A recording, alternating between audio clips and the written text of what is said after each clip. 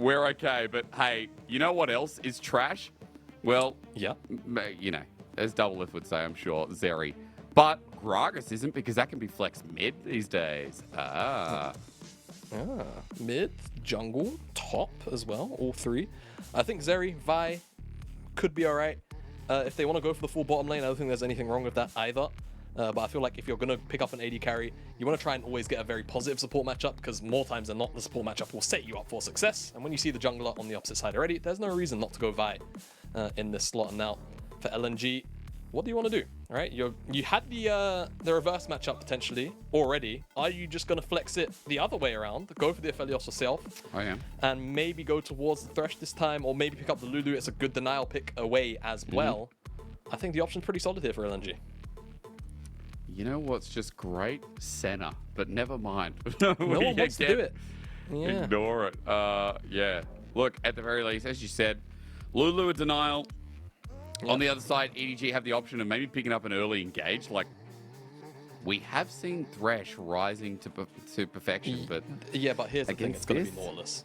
Here's the thing: it's just going to be Nautilus. If it's not Nautilus, it's maybe Leona, but I doubt it. I think 2 point and clicks into Aphelios make his life really hard to play the game. Annie can, I guess, do kind of a similar thing, but it's not. Okay, so the positive about having Annie here in the spot instead of Nautilus is if you do get to that Rylai's, it's going to be really irritating to play out team fights if you just get Tibbers dropped on your face and then he chases you down. And of course, zoning tools are one of the most irritating and annoying things to navigate when you're playing Aphelios team fights. So I actually like this maybe even a little bit more than Nautilus, to be honest with you. Okay. Though Nautilus is a lot more straightforward. I feel like this is a little more nuanced. So we'll see where this Annie goes, because of course it can still be a mid lane pick as well. It doesn't have to go in the support role. Good point. The flexibility for EDG is a good part of that there. So, especially with Vi jungle, great setup through your mid lane is now we just have to play around with what EDG want to do with either that last solo lane or with the double solo lanes left available. Gragas is taken away as, I guess, another engage potential here for LNG. While we start kind of theorizing what you take away from top lane, Arla is someone who can pick a lot of these carry matchups. Jax is one of them. Fiora's another. I kind of wonder if they're going to try and set up Zika to have just a tank matchup here and put all the carry onto LP. Yeah, see, this is kind of frustrating from the side of LNG, because I feel like you would ideally want to remove Fofo's champions here, because Arla should be getting R5 more times than not. The issue is with the Annie pick, it can be flexed, so the only safe champion pool to actually ban away is Arla's champion pool. So I kind of feel the frustration for LNG a little bit. We'll see if they do, you know, kind of give one throwaway ban here to the mid lane. Maybe someone like Syndra could be a little bit problematic to run into in the mid lane when you've got the Aphelios, right, dealing with Scatter of the Week plus Vi.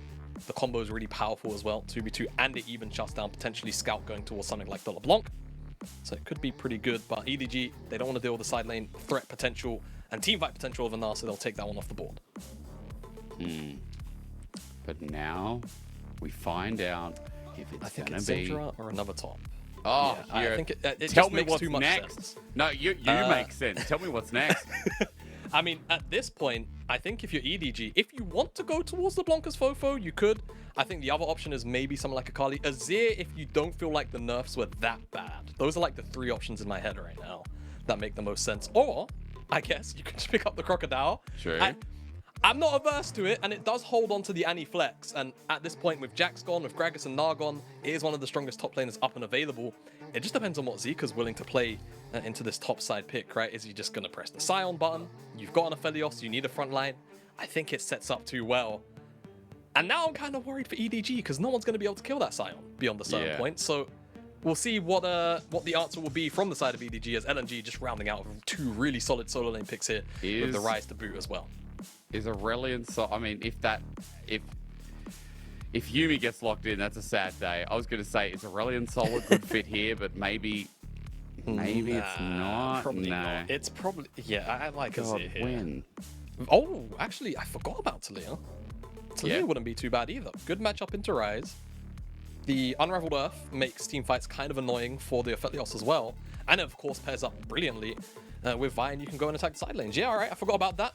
Good call here from EDG in my mind, and it's a little bit difficult to punish in the 2v2 as well. You have to commit flashes normally to get the play going, but once level 6 comes in for EDG, they should have Normally, I feel like this mid jungle was more about the first of the punch, but I definitely do prefer the Vi to Leah out of the two because I feel like there's more side lane threat, a little more instantaneously than the Rise, but both these mid lanes with globals, that's going to be the thing to look at, of course. First move to those side lanes and who has impact on them first. Well, first move to side lanes, and I'd say as well, Jamada, look, we have scaling on LNG. We have a front to back, but let's be real. Aphelios feels like in this series right now he's being planted into compositions that kind of just work, I guess. We look on the other side, and I love that you talked about the mobility of Talia straight off the bat and how Vi can impact these lanes, these strong solo lanes. I'll be curious to see if, I guess, EDG can change pace here, because we're talking about LNG changing compositions. Jamada, they have once again gone for, I guess, a slow scaling, steady wins the race comp. They've gone for a composition that, again, as the Enchanter has the front line, can play quite simple League of Legends if they're let. But EDG in the first game didn't let them. This is a much more proactive composition. And look, this time around, we swap 80 carries, but we've got different supports highlighting each individual player, or at least rather, one for EDG. As we jump into our match of the week, part number 2, we want to see if there's a manuscript for number 3, if there's going to be a third one. It's like, hey, if you left Lord of the Rings with just the 2 towers, would you be mad? Hell yeah. Dude, Helm's Deep was a banger. And look, Theoden coming out of the castle with the boys, sick. But then you miss the Battle for Middle-earth beginning. And then you miss the best bit in Lord of the Rings, which by far is when Aragorn gets made king. He walks out with Arwen and the hobbits bow, and he says, "My friends, you bow to no one." And I cried. I admit I cried. And if you didn't cry at that scene, you are heartless, because that's a beautiful scene. Yeah. Jake, can I make you upset for a second? Sure. I've not watched The Lord of the Rings. But it's kind of because I'm pretty sure the first film came out in the year I was born. So, like, you know, just to derail a little bit as we're here into Game 2, I feel like his silence is anger, guys. I feel like he's... No, you know what? No. If, like, I always think about any time I go into a movie, I think, oh, am I going to spoil it for people? You know what? If you haven't watched Lord of the Rings by now, just stop watching. Go and... I don't care. I could not care less, because I think you could be borderline monstrous. It's just too late. Like, there are great movies out there that if you haven't watched already, like, if you haven't seen the first Die Hard, can you sit there and say you're living a successful life? When McClane comes out of the vent and says yippee-ki-yay with the words that I won't say after that on broadcast, you get a feeling of like, yeah, I love Bruce Willis. Good stuff. Good stuff. Anyway. Jamada. Yes. Hello. Woo! Anyway, I've League of Legends? unpacked a bag of worms. Tell me, what does this game mean to you?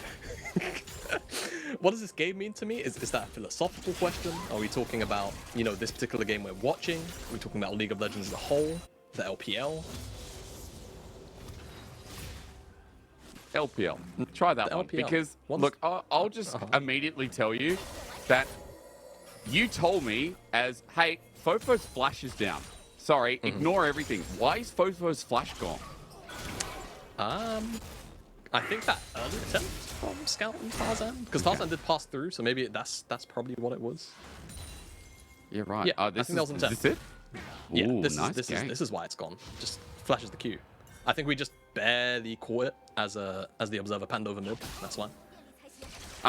Jamada, my questions lead into how LNG play this comp. Was I right in champ select as to what I was assuming? Is this just like a sit back, chill, front to back team fight? You Scion, run in, you have an enchanter, like, Yep. Let this get to a machine gun 3 item from mid AD? Yeah, pretty much. Like, it's as textbook as team compositions go.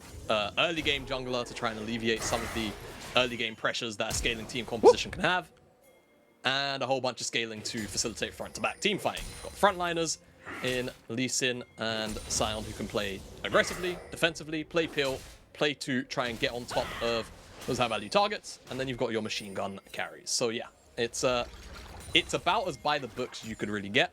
I feel like for EDG, it's a little more nuanced, but it can definitely be played out in a very similar fashion. It's just I feel like LNG's version is a little bit better. So Yeah. if you're facing against the team composition that does what you do better, and that was potentially your goal, you look to break the game a little bit earlier, and it seems like the top side of the map is where they're going to try and do that.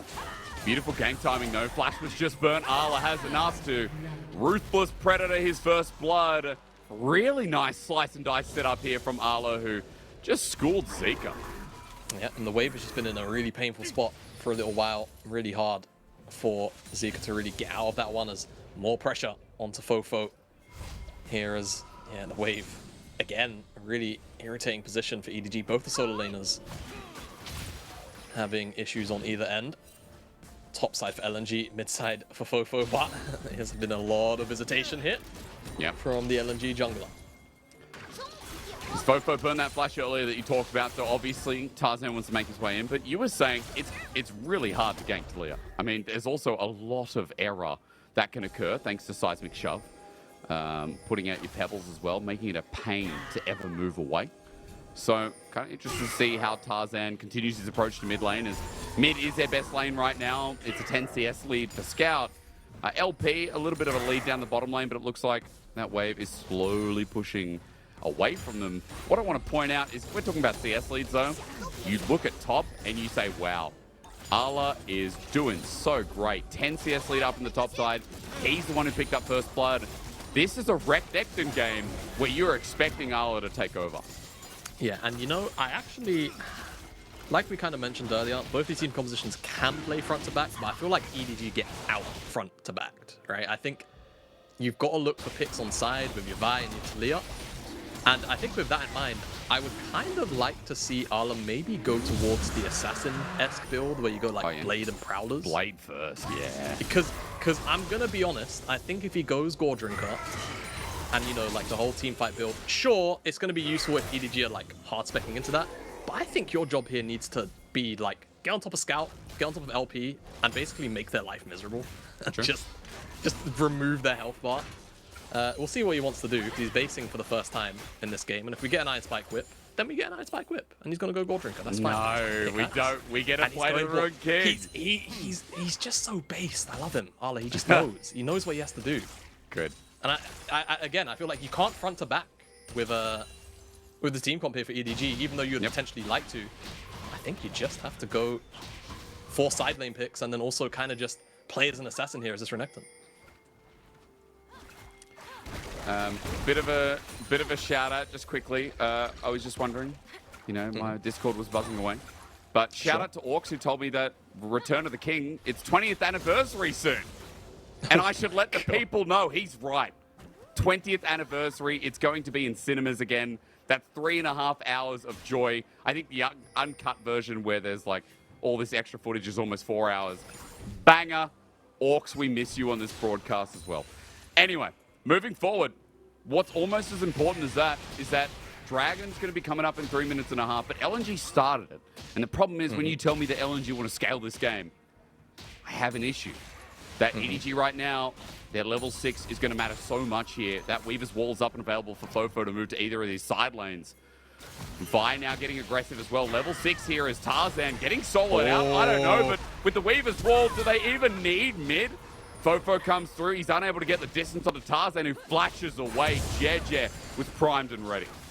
Yeah, surprised they maybe don't want more. I'm not entirely sure on what the wave state looks like, but it looks like it's kind of stacked in EDG's favor, but they don't want to give up potentially a mid-plate rather, or even a roam to the top side Herald in the extended trade away. So EDG, they just return to their lanes for now, but flash blown from Tarzan, almost a solo kill pretty much. As Scout in the extended sequence is eyeing up Arla here. And it looks like he's just going to take a turnaround and head back to the mid lane as Fofo is shoving out that wave, and he doesn't want to miss it. No, but Scout already has a CS lead. So there is a decent lead through this mid lane that is worth noting here, as Fofo will finally get the minions cleared, but Scout will be up 10, 15 almost. So despite EDG showing signs of aggression, the fact they didn't get the kill, the fact they didn't get too much, it's over the wall, leave. Really nice engage. Now the return here from LP is also good as a return damage. brings him down to even HP, but I have to say that passage of play from the 2v2 was just intuitive setup. I think from both sides as well, like even the response from LP after, like you say, very intuitive setup, being able to land the sniper Q and then the Calibrum afterwards to get 2 procs to just match out the trade, just to level out that pressure is so good. From wait, I said it the wrong way around. I said it as if Leave is on Aphelios, my bad, but yeah, LP doing that, really, really solid. That's how good his performance was in game number 1. It's just Aphelios and Leave, same champion, same person. But we did see Herald away from that, picked up there by Tarzan, so you have to imagine it's going into the Aphelios' back pocket or it's going into the mid lane. I think mid lane, really high value drop, just because there's a fair amount of wave clear on the Talia, and everyone's kind of like mid-ranged, right? So if you can get rid of that mid-tier one, it really opens up the map, especially when you've got 2 global mid laners, whether it's both those mid laners heading to sides and then coming back in, or getting the first move because they can catch the waves up high in the mid lane. Both super valuable, so I'd like to see Tarzan definitely drop it there, but with the rotation from LP and Hung, it looks like they want to give the plates over to him, and they might even look for a play onto Ala. I mean, they might find it as well. There's going to be 3 members up here. Ala has just used all of his fury as well. He flashes, slices, and dices, but that's a summoner down here from this aggressive Croc, and that's just going to be turret plating after turret plating, taking LP with the crescendum as well. This Aphelios is going to be big. Look at the map, right? EDG are just not prepared right now for this play. I mean, it's going to be crescendum. I think LP has the red gun stacked up. Oh, he's actually out of ammo on blue. Maybe if he's got red after this. I can't remember the order when it's kind of scuffed like this. I want to say he might actually be on green, is what's on my brain. Which is maybe not the ideal. I bet you it's red. I bet you. You bet it's red? I can't remember the order. I'm pretty sure he might have green stacked right now. Okay. And Watch then this. Red. It's one or the other. It's going to be red. The amount of Aphelios I've played, I can feel the red coming up next as our Scout. Nice sidestep from the seismic shove. In fact, Tarzan's now coming in red hot as well. JJ going to cover him for the time being, as you can see Hung is off to the wing as well. Now, a cameraman is going to show us in a moment. Just a quick moment. Let's just go to Aphelios here as EDG are going to pick up Dragon. Hang on. Ready, ladies and gentlemen. Show me the green. No, we need to see the dragon. We need to see the dragon. No. It's another cloud. It's red. It is red. No. You said green. I said red. No. I told you. No, you're right. No, you're right. I'll hold my hands up. It's okay. I played the champion because I got so sick of the 200 years and just watching him fling his ulti. You had to experience it yourself. Oh, I did. And you know what? I think I hit my face on the keyboard a couple of times and I got like a quadra kill, pentakill. I can't remember what it was, but it was so good. Good champion, that.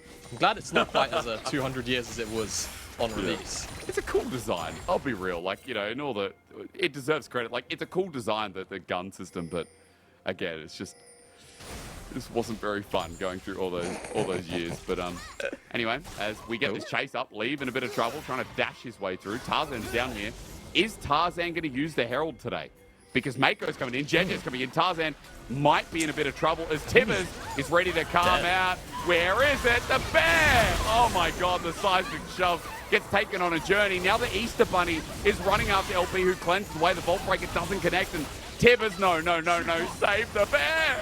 No. LP kills him, but meanwhile on the top side, that's a shield shredder there, and Arla is close to a solo kill, but can't get it. His flash was burned before, and Zika survived, but Blade of the Ruin King starting to bring in dividends here as EDG, speaking of money, finds some cash down bot as well.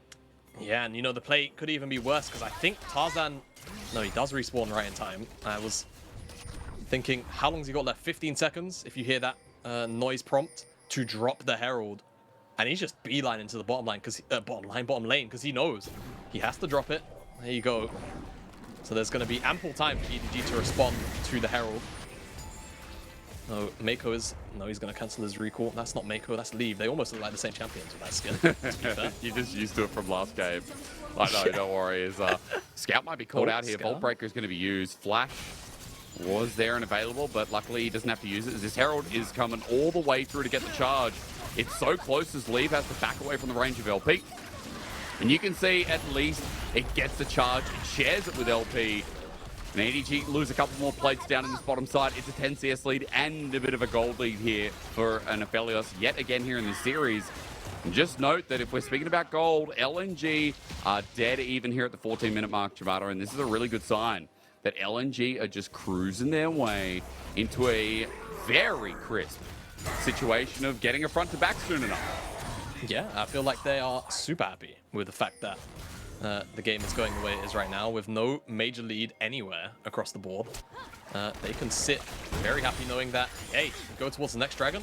It's going to be pretty cool. It's going to be chill. And you've got the rower stack in. Hell, you can let this next dragon go if you really want to.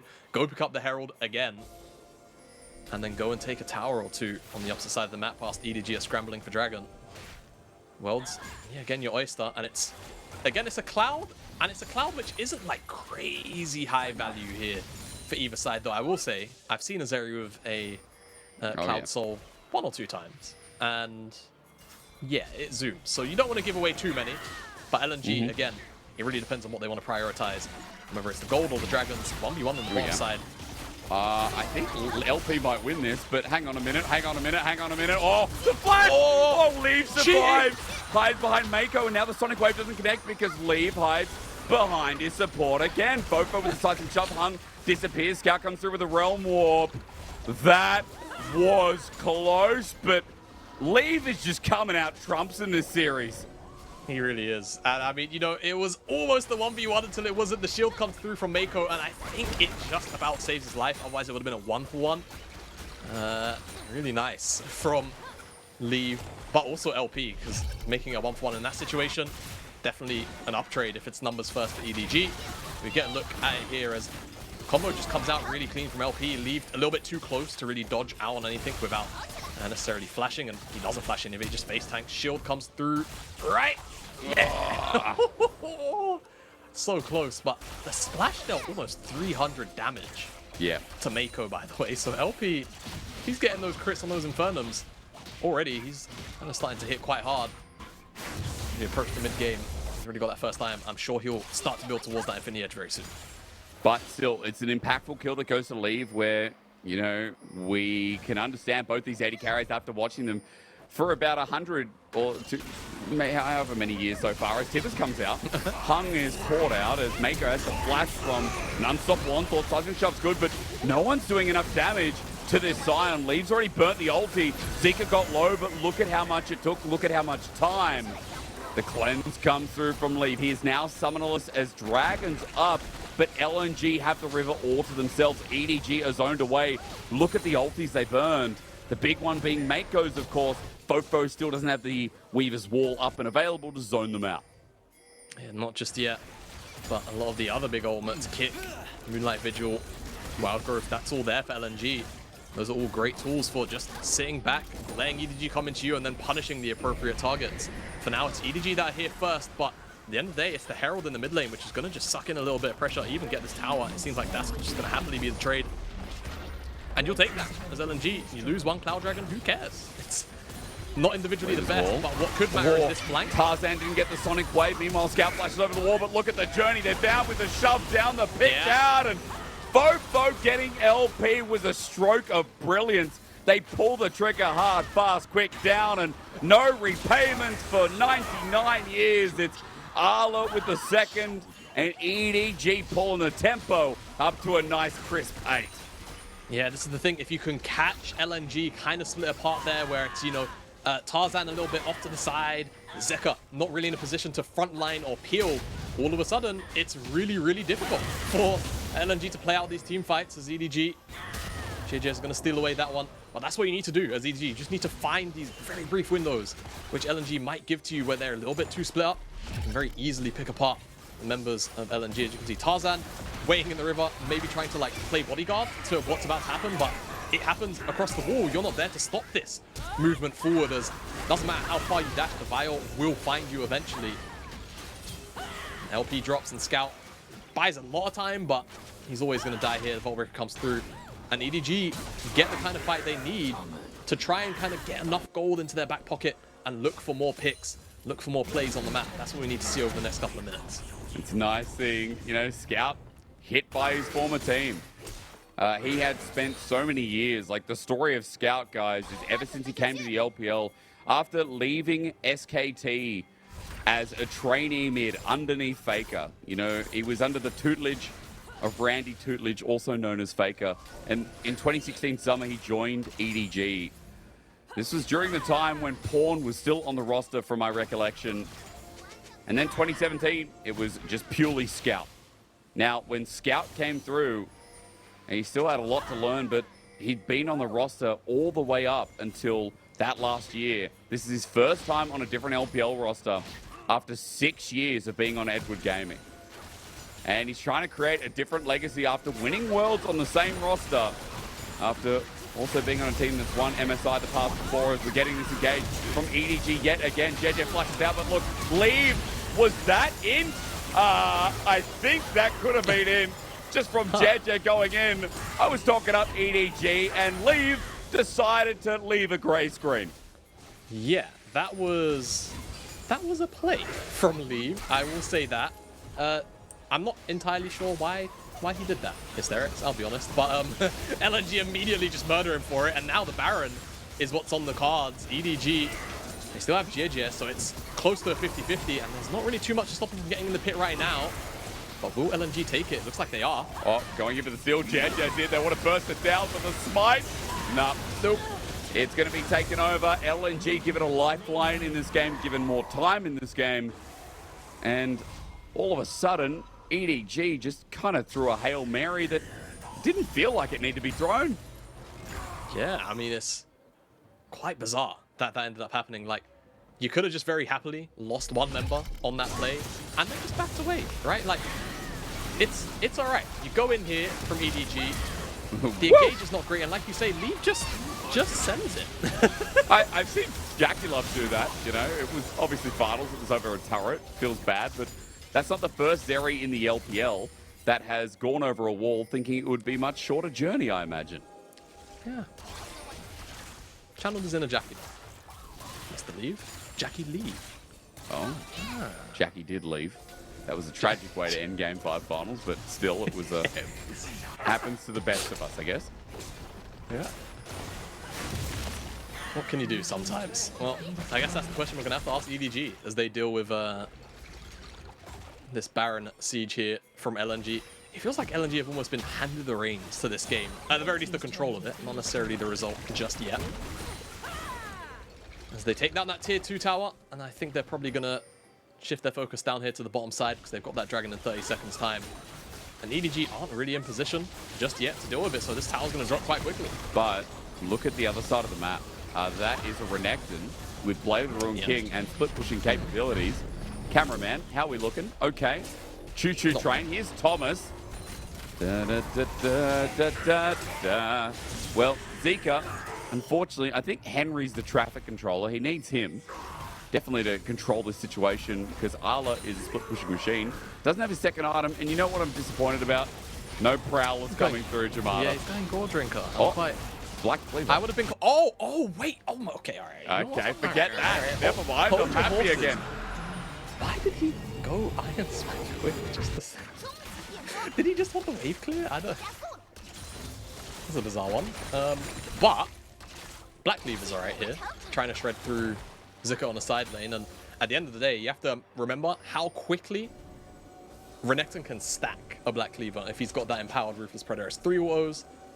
Auto, if you've got the like reset in, so that's 4, Q, E. It stacks up immediately.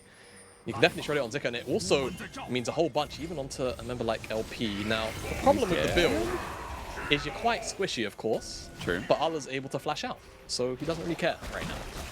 But I guess you're okay as long as LP's not there at the timing, or maybe even Scout having a full range of motion. As Allah was able to get out of there, he burned his flash. Fofo used the ulti in response.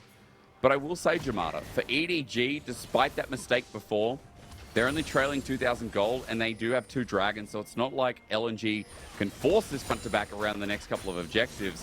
EDG can still use some of that map movement we talked about early in the game to find a pick, to isolate, to hit side lanes, to maybe link up with Arla, or maybe Arla vice versa, right? He's got TP himself, so I was going to ask you a little bit about EDG's options here to regain control after the little bit of a whoopsie that we saw before. I like that. A little whoopsie. Yeah. I think It's just gonna have to go down that rabbit hole of picks, right? Just looking whenever you can. If someone's just overextending for a brief moment and you feel like the window is left wide open enough to snap them up with Vi, with Fofo, just send it. And of course, if you're talking about slightly more orientated towards 5v5s, then it's got to be Arla getting a good teleport in and actually just finding LP, catching him off guard from a good flank and just blowing him up. He's got a Dirk, so Arla is based. It's fine. He's just going the long way around it. He's just got the cleaver first. We'll go towards the Prowlers. And I feel like it's just a good read. Knows what his role has to be. Don't have to say much more. He knows he has to be the Assassin Crocodile. True. And get LP in that death roll ASAP. You know what always saddens me, even though obviously it's competitive play? Seeing Annie with Shirelias instead of something like crazy like a Ludens. Everfrost maybe? True. Is this a kickoff? How long does it take Digger to kill? Thomas has been hit at the station. Mako doesn't set up the Tibbers to come out and play the bear role. I'm wondering now, do LNG move towards setting up vision around this Baron? I mean, topside was gained, but hang on, Hun's caught out, he flashes away. Jet now goes deep to flash, Leave sets himself up, but all of a sudden you have to run. Zika is going to charge you down, Leave is frontlining. LP is going to play a Felios, and you know what? I'm getting deja vu. I've been in this place before, but Arla trying to be the assassin, runs on in. However, EDG have used everything. JJ runs in. Is there any hope? Well, maybe there is. What? Hold on. Flash away. Zeri thinks he's still in ulti. He's still in ulti, but he doesn't have an alpha. As EDG are running away now, rooted up. Fofo deals with the old Edward Gaming reliable. It was a savage attempt, but Leave, unfortunately, just doesn't have an enchanter. Oh my goodness me, if Leave wasn't shut down by Tarzan, I think he would have continued to open up there. That was very, very, very peculiar for LNG to navigate, as I feel like this engage was I'll just say it, man, it's a bit of an overforce, to be honest with you. You're looking at Lulu, and it just gives LP this window to find a 3-man caliber moment, and look at the damage he's getting. I mean, he nearly one-shots Leave, removed the Immortal Shield Bow, and forces the flash out of Fofo, all in the brief window of a couple of seconds, but Arla's doing so much work on the backline. And the re-engage here, what is it that prompts this window for Leave to just step forward? LP just overreaches, just briefly. Looking for JJ, it feels like he's able to step up behind Zuka, but Zuka doesn't have the health bar to really deal with that damage. And the kick eventually comes out to stop Leave from going on his rampage. If it doesn't, hell, we could have just seen another Zeri Banner. I think at this point, we give a bit of a salute to EDG for how this game's gone for their attempts. They threw it away, but look for LNG. Now the front to back comes through. JJ's caught out, but he turns it around, gets the ulti onto Zika, the realm of views, and look at this. Arla for the flank on the back line. Zika might get out, but he can't re-engage. EDG might have this, but Leave versus LP. As he goes gold, the whole team are coming in front. EDG might still be in this game. The winner's wall is beautiful. In our match of the week, that brought it right back. The electricity surges from this 80 carry, and Edward Gaming are chasing up that last bit of the platter, the last bit of prosciutto. You know you want it. It's so delicious. It's luxurious, and Arla will take it. The final piece, just like that EDG. The platter's gone. LNG are shocked, they are electrified, and they are stunned by Leave's Zeri performance, and he just moves into the face of LP fearlessly. Pretty much sets up that silver platter you're talking about for the rest of EDG to come and swoop in, and all of a sudden, we've got a game 2, which felt like it was just going to be LNG almost all the way. This engage comes through on top of Mako. It's not quite good enough, but this kick on to JJ sets him up to actually just about get in range to find that ultimate out, so he doesn't get picked on. The Realm Warp is excellent to keep Zuka alive. And Arla, whilst he's frontlining on the top side, just look at this 1v1. Leave is just blowing LP up. I'm sure he's returning the damage in kind, but he has to stop watching such a bad spot where EDG can reposition, and the Weaver's wall just to split the fight up that bit more. It's just excellent from EDG. And they'll pick up the third dragon as well, just to edge things a little bit more in their favor. From this Baron, let's see what they can strip off the map. Let's see how they can pick up pieces again. Tarzan sitting in his own jungle as LP is there off the wing. Shocking again. Hung is hit. Leave sends out a laser with 3 items now. And even though he's not the one with the enchanter, Leave is playing like a man possessed again. Props to LP, who, as Weaver's War comes out, he's been playing great in this game, but Scout is trying to get the numbers advantage onto Arla, who through mid has to slice and dice his way out of there. EDG now to come and help him if they choose. He goes golden. Leave is there. Ultra Shock Laser again hits Hung. Oh, look at that damage. Leave! Oh my God, Leave! What? He went into 3 people. Leave, are you sure about that? Is he? Immortal Shield he's mode? fine. Leave! He's Still alive! No way! No way Scout Flushes gets him, but the fact that Lee brought them all to their knees, this 80 carry, his name may be Leave, but EDG are going to make him stay. The only thing that's being left is a concussion with LNG. Oh my God, they're going to win the game off the back of this play. It's 2 back-to-back. Absolutely. Jamada. What do you do against that? I don't know, because EDG after the throw shouldn't have won this match of the week, but we come in LNG being first. We leave with EDG talking about their AD carry and talking about the potential that this new lineup has. Our match of the week is done. It's 8-2 now for EDG. It's a 2-0, and Edward Gaming are full of surprises this split. And so far this split, it has been a lot about Fofo, the top side in general for EDG, and even though Leave has silently been performing well, this was certainly his series to really stand out from the rest of his team and pretty much on his back takes EDG to a 2-0 victory, refusing LNG a potential rerun of a Game 3.